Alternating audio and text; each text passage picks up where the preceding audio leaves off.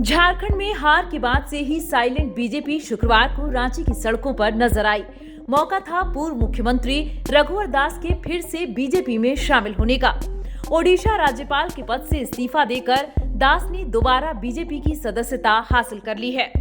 दास जब बीजेपी की सदस्यता ले रहे थे तब बीजेपी के कार्यकर्ता वी विल कम बैक का नारा लगा रहे थे। 2020 के विधानसभा चुनाव हारने के बाद रघुवर दास झारखंड की राजनीति से दूर हो गए। इसी साल रघुवर को बीजेपी ने राष्ट्रीय उपाध्यक्ष की जिम्मेदारी देकर दिल्ली बुला लिया। 2023 में रघुवर ओडिशा के राज्यपाल नियुक्त हो गए और भुवनेश्वर चले गए। 2024 के मध्य में हुए लोकसभा और अंत में हुए झारखंड के विधानसभा चुनाव से रघुवर दूर ही रहे। दिलचस्प बात है कि दोनों ही चुनाव में बीजेपी को बड़ा नुकसान हुआ। लोकसभा चुनाव में बीजेपी को 3 तो विधानसभा चुनाव में 5 सीटों का नुकसान हुआ। विधानसभा चुनाव के तुरंत बाद रघुवर दास झारखंड की सियासत में सक्रिय हो गए। दिसंबर 2024 में रघुवर ने राज्यपाल के पद से इस्तीफा दे दिया। भुवनेश्वर से रघुवर सीधे रांची पहुंचे, जहां उन्होंने नए सिरे से राजनीति करने का उद्घोष किया। झारखंड में भारतीय जनता पार्टी की हार की बड़ी वजह संगठन की आंतरिक गुटबाजी रही।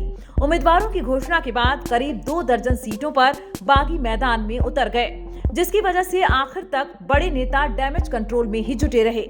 बीजेपी के दिग्गज बाबूलाल मरांडी की सीट पर भी बागी निरंजन राय मैदान में उतर गए थे। उन्हें मनाने के लिए खुद असम के मुख्यमंत्री हिमंत बिस्वा शर्मा धनबाद पहुंचे थे। मनाने के दौरान राय को शर्मा हेलीकॉप्टर में ही ले उड़े थे। कोऑर्डिनेशन में कमी की शिकायत सहयोगी आसू ने भी किया। आसू का कहना था कि समन्वय न होने की वजह से कई सीटों पर हार हुई। 2014 में मुख्यमंत्री बनने के 2 साल बाद रघुवर दास ने विधानसभा में आदिवासियों की जमीन से जुड़े CNT-SPT एक्ट में बदलाव कर दिया। इस फैसले के बाद पूरे झारखंड में आदिवासी सरकार के खिलाफ मुखर हो गए। उस वक्त राज्यपाल को भी इसमें हस्तक्षेप करना पड़ा था। हेमंत सोरेन की पार्टी ने पूरे चुनाव में रघुवर दास के खिलाफ जल, जंगल और जमीन को लेकर मोर्चा खोल दिया। हेमंत का कहना था कि रघुवर आदिवासियों की जमीन लूटना चाहते हैं। चुनाव में हेमंत की अपील का असर हो गया।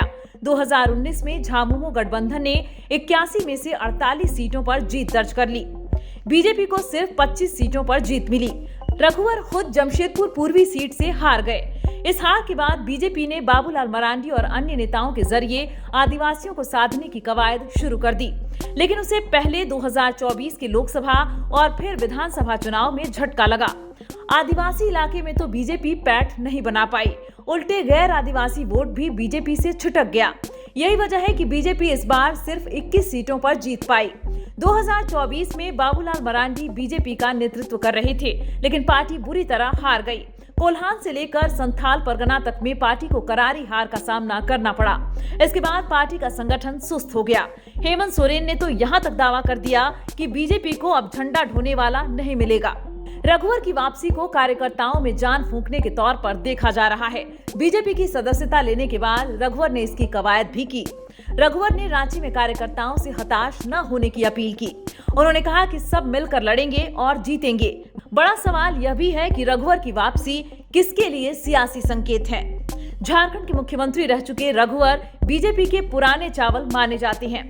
संगठन में भी उनकी मजबूत पकड़ है, लेकिन 2020 में बाबूलाल मरांडी के आने के बाद वे अलग थलग हो गए। कहा जा रहा है कि अगर रघुवर की तैनाती झारखंड में होती है तो आने वाले वक्त में मरांडी इससे जरूर असहज होंगे। इतना ही नहीं, जेएमएम से बीजेपी में आए चंपई भी रघुवर के ही इलाके कोल्हान से आते हैं। इन सब के अलावा रघुवर को राष्ट्रीय स्तर पर भी तैनात करने की चर्चा है।